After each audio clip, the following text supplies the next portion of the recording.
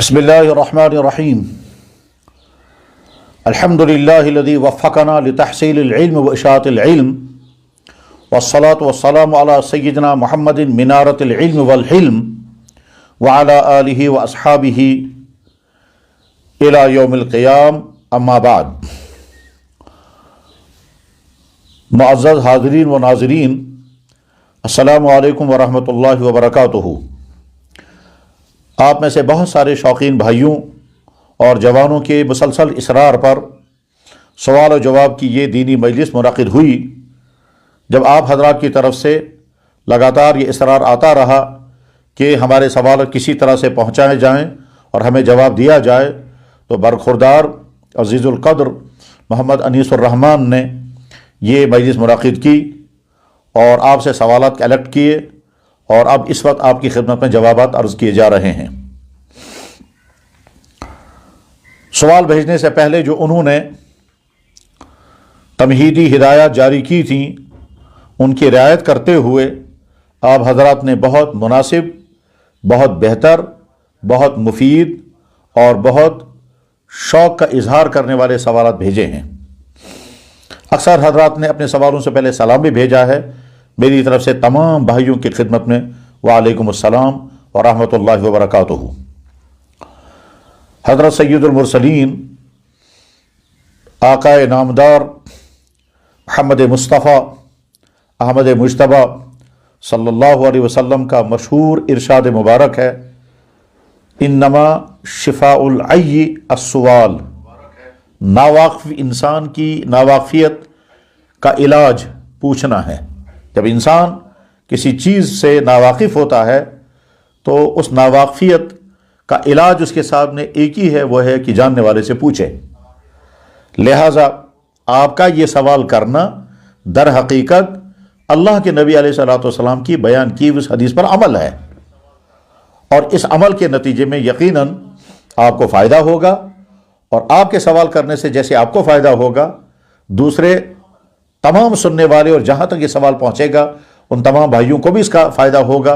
सवाल आपने उभारा, जवाब उन तक पहुँचेगा, तो इस तरह से इशाअत इल्म का एक बेहतरीन सिलसिला शुरू हो रहा है।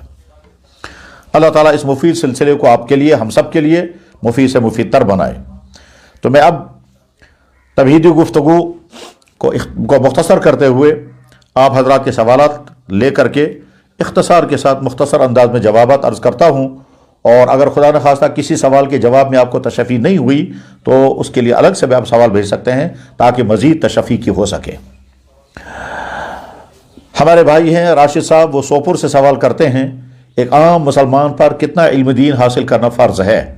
इसका जवाब ये है कि एक मुसलमान को ज़िंदगी गुजारनी है और सारी ज़िंदगी गुजारनी है मुसलमान बनकर। तो लिहाजा ज़िंदगी के तमाम वो मामलात जिन मामलात के साथ इसका ताल्लुक़ होगा, उन तमाम मामलात का दीन इल्म हासिल करना लाजिम है और ये फ़र्ज़ है।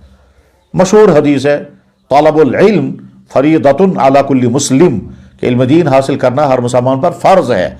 फ़र्ज़ से मुराद ये है कि जो चीज़ें हर मुसलमान को लाजिमन करनी है, उन चीज़ों का इल्म हर मुसलमान को हासिल होना ज़रूरी है।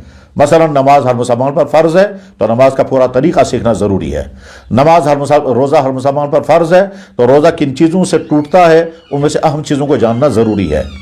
नमाज तभी अदा कर सकेगा कि जब इंसान पाक होगा, वज़ू और गुस्ल दोनों उसके हैं। तो लिहाजा हर मुसलमान को जानना ज़रूरी है कि वज़ू किन चीज़ों से टूटता है, गुस्ल किन चीज़ों से टूटता है, वज़ू का तरीक़ा क्या है, गुस्ल का तरीक़ा क्या है। इसी तरह से जो चीज़ें हम खाते हैं, खाने में बहुत सारी चीज़ें हलाल हैं, कुछ चीज़ें हराम हैं। हर मुसलमान को जानना ज़रूरी है कि इस्लाम ने एक मुसलमान के लिए कौन कौन सी चीज़ें हराम की हैं ताकि वह अपने आप को उससे बचाए। एक बिजनेसमैन जब बिज़नेस करने के लिए बैठेगा तो इस्लाम ने जिन जिन बिज़नेस के मुतालिक जो ज़रूरी अहकाम बयान फरमाए हैं, उनमें यह भी कहा होगा कि बिज़नेस करने वाले को ये चीज़ करना गुनाह है, ये चीज़ करना हराम है, ये चीज़ करना नाजायज़ है। तो जो चीज़ें इस्लाम ने नाजायज़ कर दी हैं, बिज़नेस करने वाले को उन तमाम चीज़ों को जानना ज़रूरी है ताकि उसे इंसान परहेज़ करे।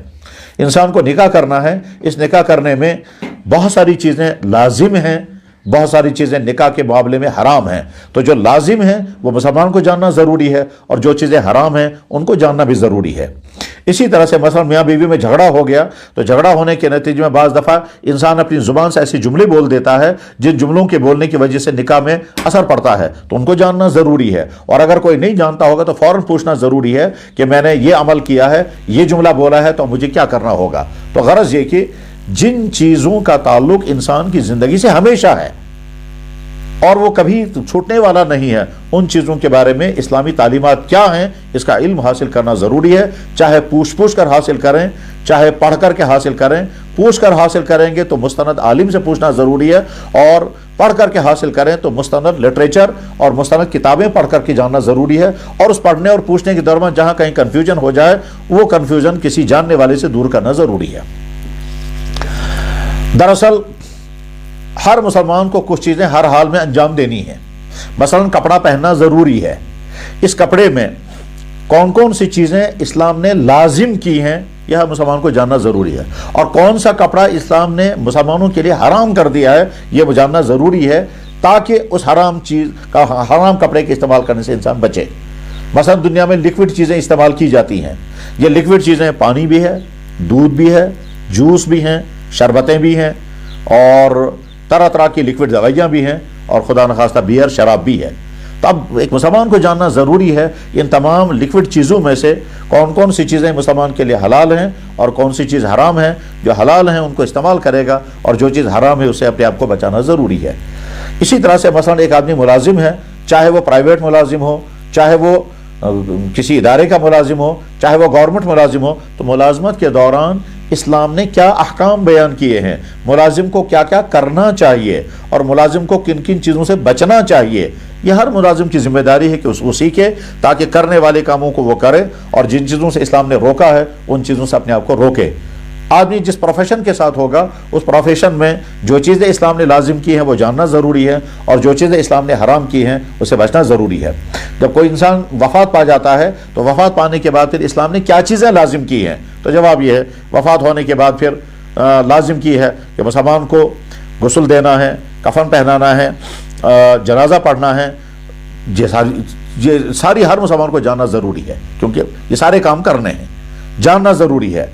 अच्छा, इसके बाद फिर जब इनके आदमी की वफ़ात हो जाती है तो उसकी वरासत तकसीम करनी है, उसके यहाँ ताज़ियतें होनी हैं, और 3 दिन की ताज़ियतों का ये सारे मसाइल जानना ज़रूरी है। इतना इल्म दीन हासिल करना हर मुसलमान पर फ़र्ज़ है। साजिद मीर साहब कुपवाड़ा से सवाल करते हैं। सवाल उनका है, इस्लाम को कैसे समझें, या इस्लाम समझना और इस्लाम के बारे में पढ़ना कहाँ से शुरू करें। जवाब यह है कि इस्लाम दर हकीकत 3 चीज़ों के मजमूए का नाम है। इस्लाम में एक बहुत बड़ा चैप्टर है कुछ चीज़ों को मानना है, और इस्लाम का दूसरा बहुत बड़ा चैप्टर, दूसरा बहुत बड़ा उन्वान है कुछ चीज़ों को अंजाम देना है, कुछ कामों को अंजाम देना है, और तीसरा है कि बहुत सारी चीज़ों से बचना है। मानने वाली चीज़ों को मानना है, करने वाली चीज़ों को करना है, बचने वाली चीज़ों से बचना है। जो मानने वाली चीज़ें हैं उनको हम कहते हैं ईमान, अल्लाह को मानना, अल्लाह के नबियों को मानना, अल्लाह के आखिरी नबी को खातमुन नबिय्यीन मानना, सहाबे किराम को सहाबी मानना, फरिश्तों को तस्लीम करना, मरने के बाद ज़िंदा होना है इसको यकीन कर लेना।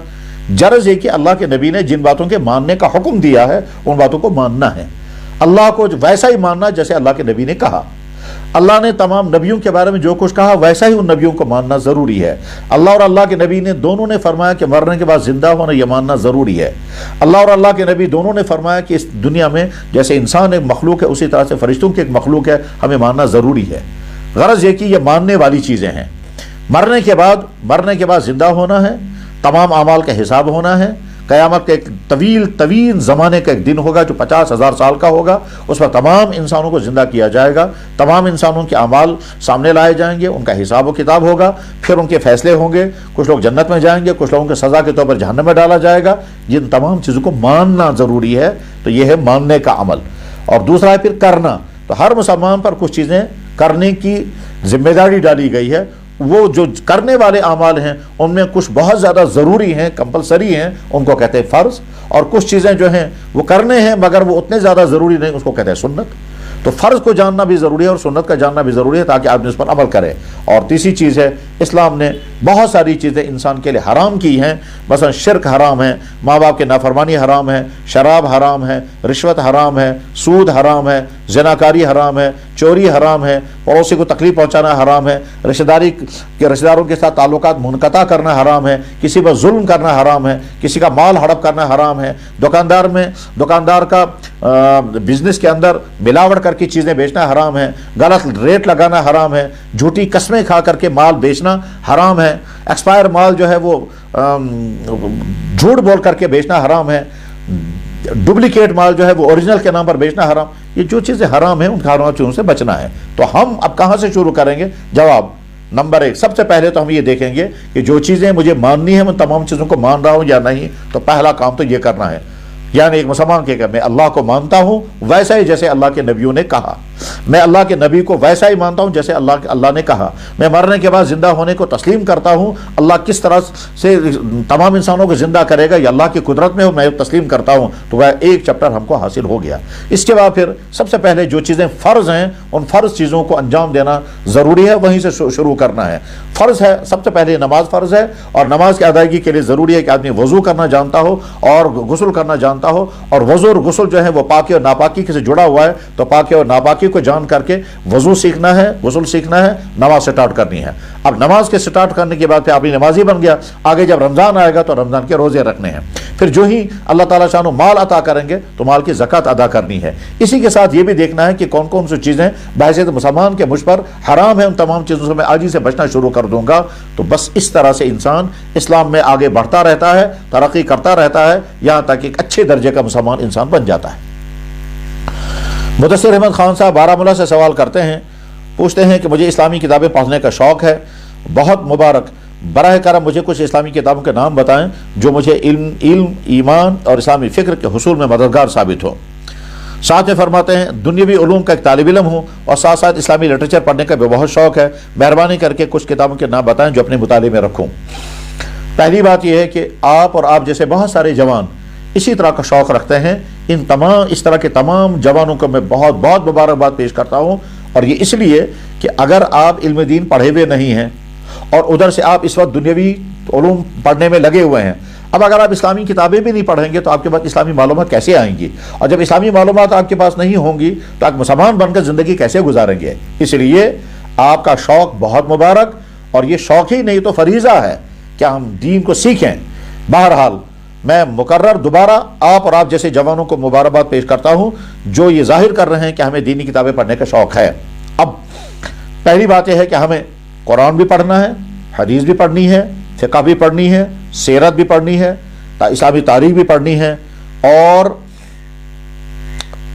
اپنے نفس کی اصلاح سے متعلق کتابیں، جو فکری اصلاح اور عملی اصلاح کی کتابیں، وہ بھی پڑھنی ضروری ہیں. دراصل اسلامی علوم الگ الگ شعبوں پر مشتمل ہیں. علوم القرآن، علوم الحدیث، علوم الفقہ اور علوم التصوف یا علوم الاحسان، اور اسی میں ہے علوم تفسیر. اب اسی میں ہے علم سیرت. اب انسان شروع کہاں سے کرے گا؟ تو پہلے نچلی سطح پر شروع کریں گے. اگر آپ نے قرآن پڑھ لیا ہے تو بہت اچھا ہے، اور اگر نہیں تو سب سے پہلے آپ کو قرآن کریم ناظرہ پڑھنے کا ایک اچھا انتظام کرنا چاہیے کہ جو بہت صحیح طور پر آپ کو ناظرہ قرآن شریف پڑھا سکے. پہلے کسی ایسے عالم کے پاس، کسی ایسے مدرس کے پاس، کسی ایسے امام کے پاس قرآن کریم پڑھنا شروع کر دیں، اور جب سادہ قرآن آپ صحیح طور پر پڑھنے لگیں گے تو آپ کا پہلا درجہ پورا ہو جائے گا. اور اسی بیچ میں آپ اپنی نمازیں بھی صحیح کر لیں اور ساتھ میں دعائیں بھی یاد کر لیں. نمازیں مکمل طور پر صحیح کر لیں کسی جاننے والے سے، اور اس کی ورڈنگ بھی صحیح کر لیں. قرآن کریم ناظرہ صحیح طور پر پڑھ لیں، اور جو ضروری دعائیں وہ ساری ضروری دعائیں یاد کر لیں. اس کے بعد پھر جب آپ اسلامی لٹریچر پڑھنا شروع کریں گے تو تفسیر میں سب سے آسان والی تفسیر جو اس وقت ہماری مارکیٹ میں اویلیبل ہے وہ ہے حضرت مولانا محمد تقی عثمانی دامت برکاتہم کا آسان ترجمہ قرآن. تقریباً اس سے زیادہ آسان ترجمہ قرآن اس وقت موجود نہیں ہے، اس لیے آپ آسان ترجمہ قرآن سے آغاز کر سکتے ہیں. اور اس میں بہت آسان اور بہت مختصر تشریحی حواشی بھی لکھے گئے ہیں. جب اس سے فارغ ہو جائیں گے تو اس سے ذرا بڑی والی تفسیر ہے اس کا نام ہے آسان ترجمہ قرآن آسان تفسیر، لکھنے والے ہیں مولانا خالد سیف اللہ رحمانی، پھر اس کو پڑھیں، اس کا سٹینڈرڈ تھوڑا اس سے اور آگے ہے۔ جب اس سے بھی فارغ ہو جائیں گے اس کے بعد پھر آپ بڑی اردو کی تفسیریں پڑھ سکتے ہیں۔ ان بڑی اردو کی تفسیروں میں سے معتبر ترین تفسیر ہیں تفسیر معارف القرآن، جو حضرت مولانا مفتی محمد شفیع صاحب رحمہ اللہ تعالیٰ کی لکھی ہوئی تھی۔ جب آپ اس کا مطالعہ کریں گے یا اگر اس کو آپ آڈیو میں سنیں گے تو اس کے نتیجے میں آپ پر فہم قرآن کا دروازہ کھل جائے گا۔ یہ ہے ترجمہ قرآن کے سلسلے میں۔ ساتھ میں قرآن کریم کا تعارف ہو جانا چاہیے، اس کے لیے کتاب ہے علوم القرآن۔ اس علوم القرآن میں آپ کو یہ سمجھ میں آئے گا قرآن کیا ہے، قرآن نازل کیسے ہوا، قرآن جمع کیسے ہوا، قرآن کا تعارف کیا ہے، قرآن کے متعلق ضروری باتیں کیا ہیں جو سیکھنے کی ہیں۔ علوم القرآن کے نام سے مختلف حضرات کی لکھی ہوئی کتابیں ہیں اور ہمارے مارکیٹ میں اویلیبل ہیں۔ یہ چیزیں تو آپ کو قرآن کے متعلق پڑھنی ہیں۔ ساتھ ہی میں قرآن لاجواب کتاب، یہ اس کا بھی مطالعہ کرنا چاہیے۔ اس کے نتیجے میں آپ کو قرآن کی حقیقت اور قرآن کی عظمت آپ کے دل میں آ جائے گی۔ نمبر 2 پر حدیث کا مطالعہ۔ حدیث کا مطالعہ بالکل شروعات سے جب کریں گے تو سب سے پہلے حدیث کی وہ چھوٹی کتاب پڑھنی چاہیے جس چھوٹی کتاب میں آسان حدیثیں، جن کے لیے گہرے غور و فکر کی بھی ضرورت نہیں، جس کے لیے طویل مطالعے کی بھی ضرورت نہیں، اور جس میں بہت لمبی دقیق بحثیں بھی نہیں ہیں۔ پہلے اس طرح کی حدیث کی کتابوں کا مطالعہ کرنا چاہیے۔ میں اگر مشورہ دوں گا تو میں آسان ترین حدیث کی کتاب کا مجموعہ کا مشورہ دوں گا، اور وہ ہے معارف الحدیث۔ یہ لکھی ہے حضرت مولانا محمد منظور نعمانی رحمہ اللہ تعالیٰ نے، جو شاگرد تھے حضرت علامہ انور شاہ صاحب کشمیری رحمہ اللہ تعالیٰ کے۔ انہوں نے معارف الحدیث کے نام سے احادیث کا ایک مجموعہ تیار کیا جس میں انسانی زندگی کے ہر شعبے سے متعلق احادیث ہیں، مگر وہ قانونی احادیث نہیں ہیں بلکہ وہ اصلاحی اور عملی احادیث ہیں۔ تو پہلے اس کا مطالعہ کریں۔ یہ کتاب انگریزی میں بھی اویلیبل ہے اور انگریزی کا ٹرانسلیشن کیا ہے ڈاکٹر آصف قدوائی رحمہ اللہ تعالیٰ نے، اردو میں معارف القرآن معارف الحدیث کے نام سے، اور انگریزی ترجمہ اس کا ہوا ہے جو غالباً یہاں کے مارکیٹ میں بھی ملتا ہے، اور اگر نہیں تو لکھنؤ سے یہ معارف الحدیث انگریزی والی چھپی ہے، اس کا مطالعہ کریں۔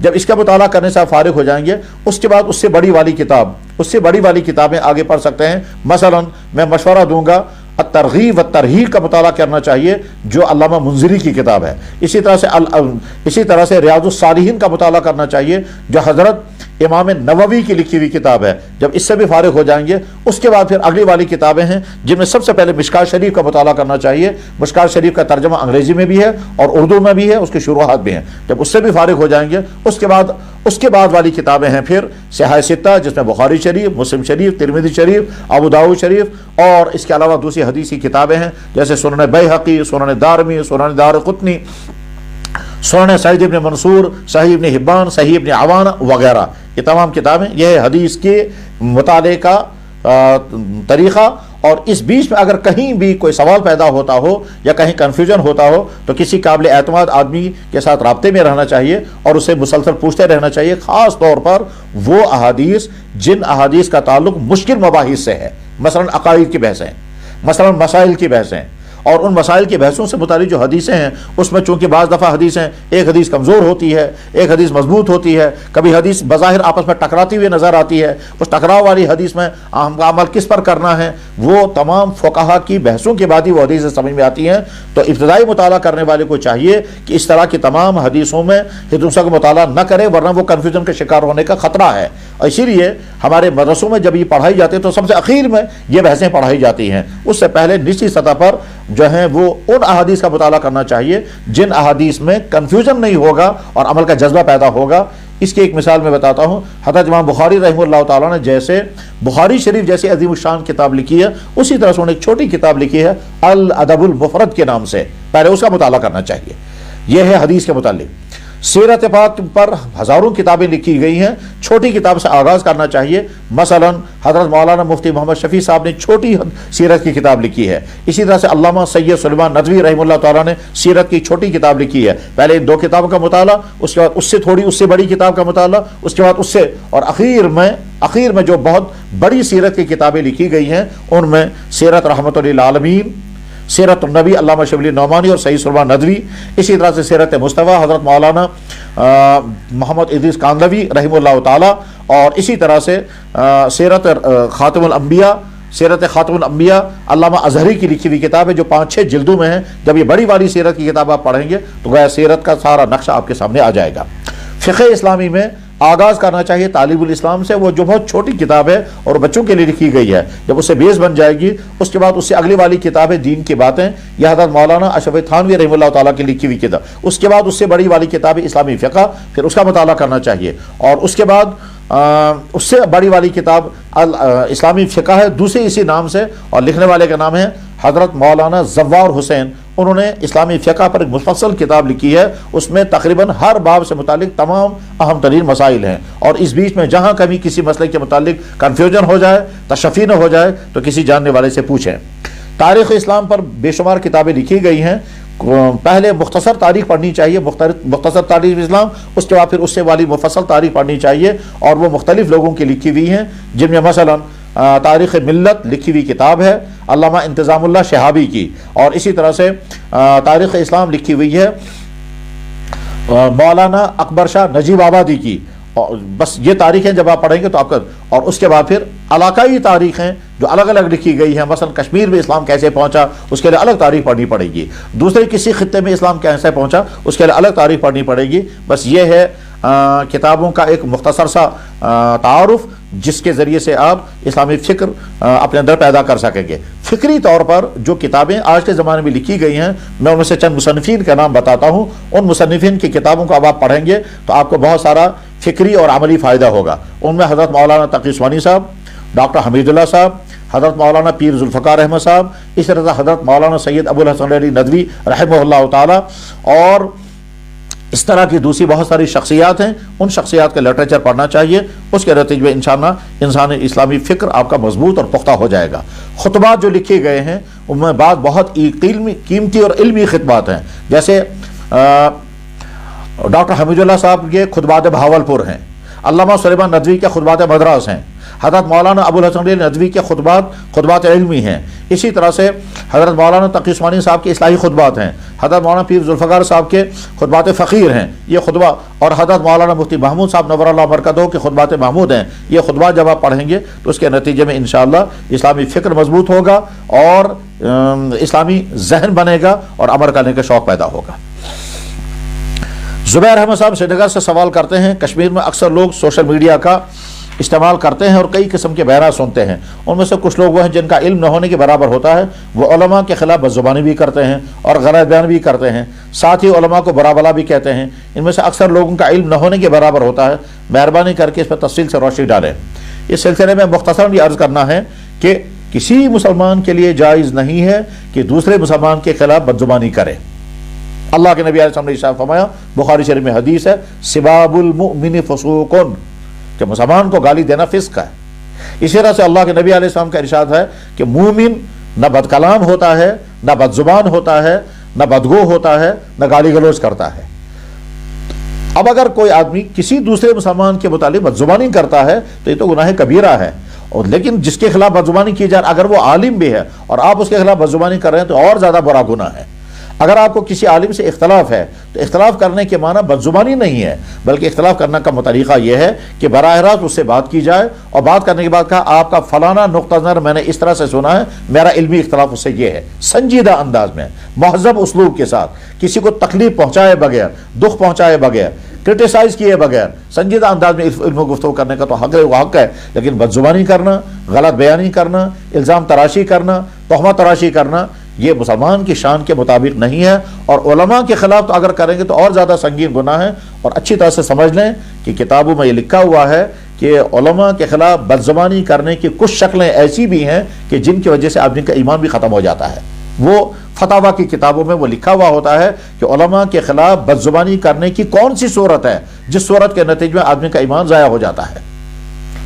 ہمارے ہاں فتویٰ کی بہت بڑی مشہور کتاب ہے فتاویٰ عالمگیری، جو سلطان اورنگزیب عالمگیر نے علماء کے پورے پینل کو بٹھا کر کے وہ فتویٰ کی کتاب مرتب کی تھی، اس میں پورا ایک باب لگا ہوا ہے جس میں وہ لکھتے ہیں کہ کون کون سی بات سے آدمی کا ایمان ختم ہو جاتا ہے، انہی میں سے ہے علماء کی تحقیر کرنے سے، علماء کی خلاف بدزبانی کرنے سے اور ان کی توہین کرنے سے کچھ صورتوں میں، کچھ حالتوں میں آدمی کا ایمان خطرے میں پڑ جاتا ہے۔ لہٰذا ہر آدمی کو اپنی زبان پر قابو رکھنا چاہیے. عام مسلمان کے حق میں بدزبانی کا اختیار نہیں ہے, تو علماء کے خلاف زبانی کرنا تو اور زیادہ خطرناک ہے. اور جب کسی دور میں کسی جگہ کے مسلمان اپنے علماء کے خلاف بدزبانیاں کرنے لگتے ہیں اور اس کے نتیجے میں عوام علماء سے کٹ جاتی ہے, اس کے بعد پھر وہ عوام بگڑ جاتے ہیں, سدھار نہیں ہوگا. کیوں؟ سدھار جس طبقے سے ہونے والا تھا, ان سے آپ نے بدزبانی کر کے لوگوں کو کاٹ دیا ہے. اور یہ دنیا میں مہم ہے, کسی طرح سے مسلمان جو ہیں وہ اپنے علماء سے الگ ہو جائیں, اور اس کے بعد پھر ان کو بھٹکانا بہت آسان ہوگا. اور جس جگہ کے لوگ اپنے علماء سے کٹ گئے, وہاں کے لوگوں کو گمراہی سے بچانے کی کوئی شکل باقی نہیں رہتی ہے. یہ ایسا ہی ہے جیسے اگر کسی جگہ کے لوگ ڈاکٹروں سے کٹ جائیں تو بیماریوں کا علاج کیسے ہوگا؟ یہ ہو سکتا ہے کہ جیسے بعض علماء کے اندر طرح طرح کی کمیاں ہوں, وہ بھی انسان ہیں, ان کو چاہیے اپنی کمیاں دور کریں, لیکن کسی عالم کی کمی کے معنی یہ نہیں کہ آپ تمام علماء کے خلاف بدزبانی کرنے لگیں, اور اس کے نتیجے میں اسلام جس سورس کے ذریعے سے اسلام آگے بڑھے گا, وہ سورس جب غیر معتبر ہو جائے گا تو اس کے بعد پھر گمراہ ہونے میں اور نئی نسل کے بگڑنے میں کوئی دیر نہیں لگے گی. بہرحال جو بھائی بھی علماء کے متعلق اپنی زبان کھولنا چاہتے ہیں, وہ پہلے بہت اچھی طرح سے سوچیں کہ وہ اللہ کے سامنے بھی اسی طرح کا جواب دے پائیں گے یا نہیں. اور اللہ جب پوچھیں گے کہ جن لوگوں نے میرا دین پڑھا تھا اور وہ تم کو دین سکھا رہے تھے, ان کے اندر اگر کمیاں تھی, تم کو کیا حق تھا ان کے خلاف بدزبانی کرنے کا, اس کا تو مجھے جواب دو. اور یہ وہ عیب ہے جس عیب کے نتیجے میں دنیا کی دوسری قومیں تباہ ہو چکی ہیں. اللہ تعالی ہماری حفاظت فرمائے. اور قیامت کی علامتوں میں سے ایک علامت یہ بھی ہے کہ دین پڑھنے اور پڑھانے والوں کے خلاف لوگ بدزبانیاں کریں گے. یہ قیامت کی علامتوں میں سے ایک علامت ہے. اللہ تعالی ہماری حفاظت فرمائے.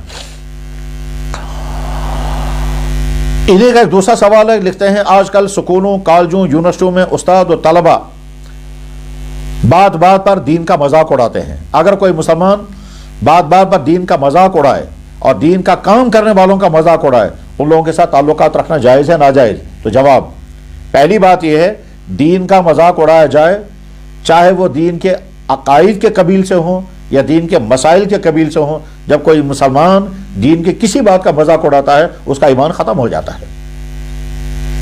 اس لیے جو لوگ جہاں بھی ہیں, چاہے وہ بازاروں میں ہوں, چاہے وہ دفتروں میں ہوں, چاہے سکولوں اور کالجوں یونیورسٹی میں ہوں, وہ مسلمان گھر میں پیدا ہوئے ہیں, مسلمان بن کر جی رہے ہیں, پھر اگر اپنے اسلام کا مذاق اڑا رہے ہیں تو خطرہ یہ ہے کہ ان کا ایمان ختم ہو چکا ہوگا اور ان کو پتہ بھی نہیں چلے گا. کیونکہ اسلامی ضابطہ یہ ہے کہ جو لوگ دین کا مذاق اڑاتے ہیں ان کا ایمان ختم ہو جاتا ہے.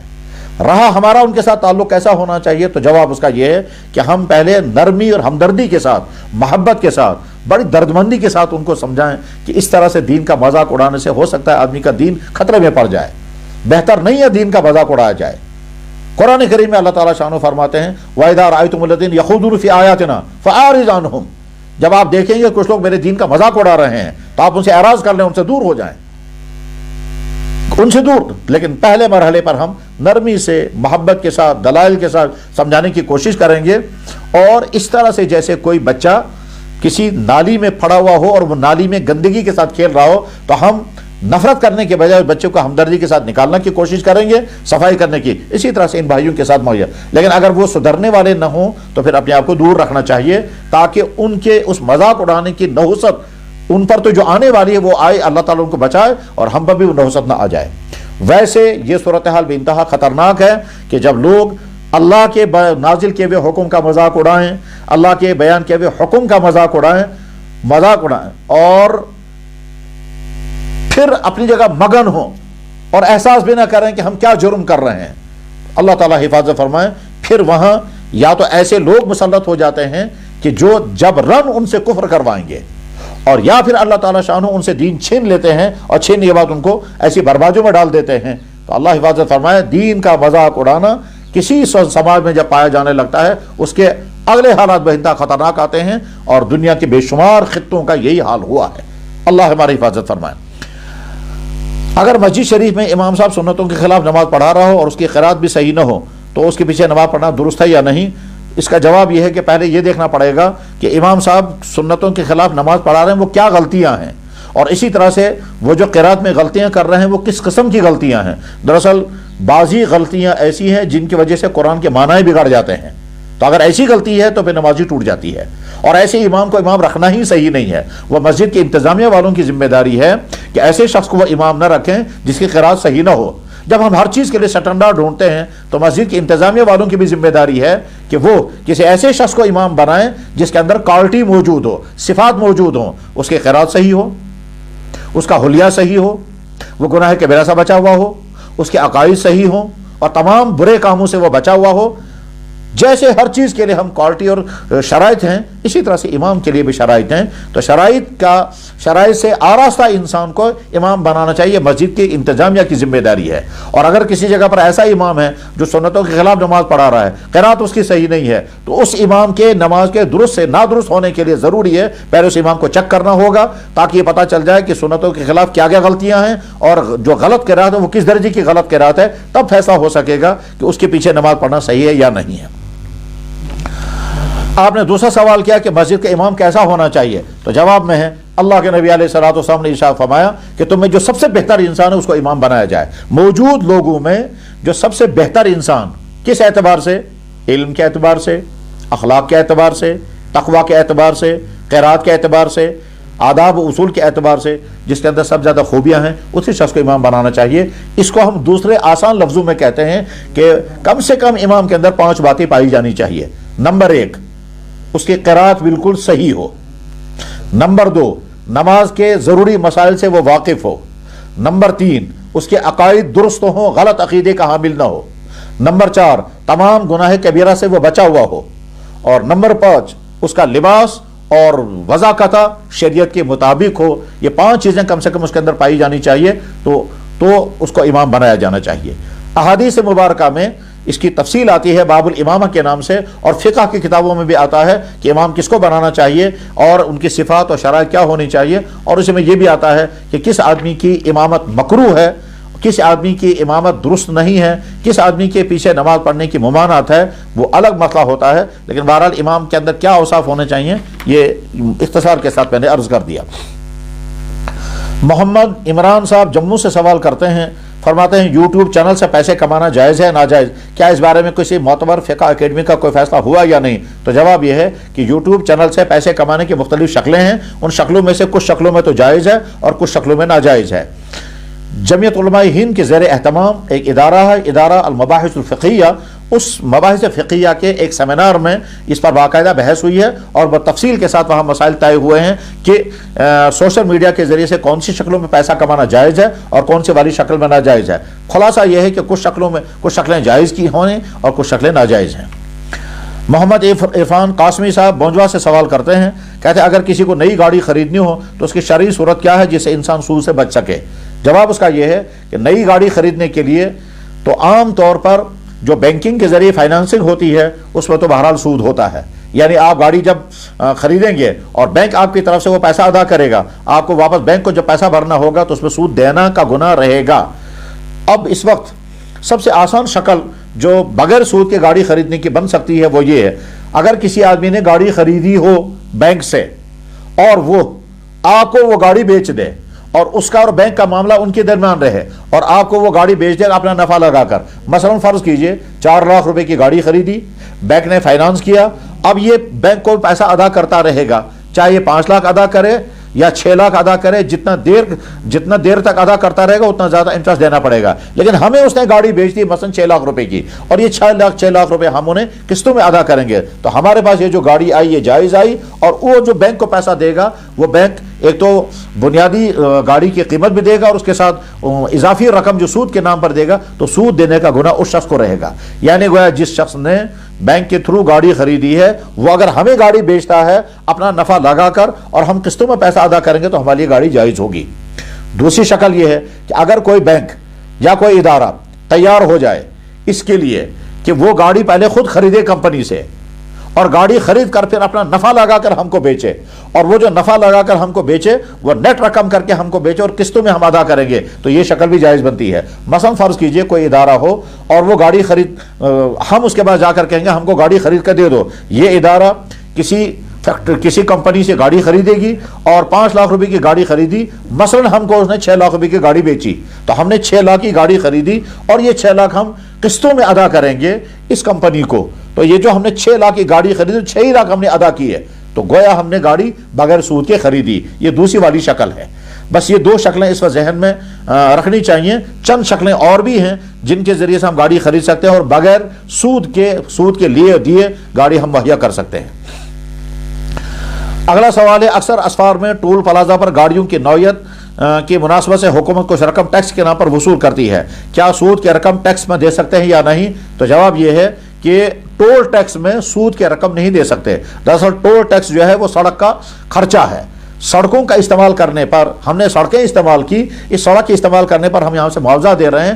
اگر ہم نے سود کی رقم وہاں دے دی تو سود کی رقم دینا وہاں جائز نہیں ہوگا, اس لیے کہ یہ تو ایسا ہی ہے جیسے ہم نے واٹر سپلائی والوں سے پانی لیا اور پانی ہم پئیں گے مگر یہاں سے ہم سود کا پیسہ اس جگہ دیں گے. تو غرض یہ کہ ٹول پلازا پر گاڑیوں سے جو ٹیکس لیا جاتا ہے وہ ٹیکس نہیں ہے, بلکہ دراصل وہ سڑکوں کا خرچہ ہے, اس پہ سود کا پیسہ نہیں دے سکتے. کیا گاڑی کا انشورنس کرنے کی اجازت ہے یا نہیں؟ جواب یہ ہے کہ گاڑی کا تھرڈ پارٹی انشورنس کرنے کی تو اجازت ہے, لیکن خود گاڑی کا انشورنس کرنے کی اجازت نہیں. اور یہ جو تھرڈ پارٹی انشورنس ہے, اگر سود کی رقم اس جگہ دینا چاہیں تو سود کی رقم وہاں دے سکتے ہیں.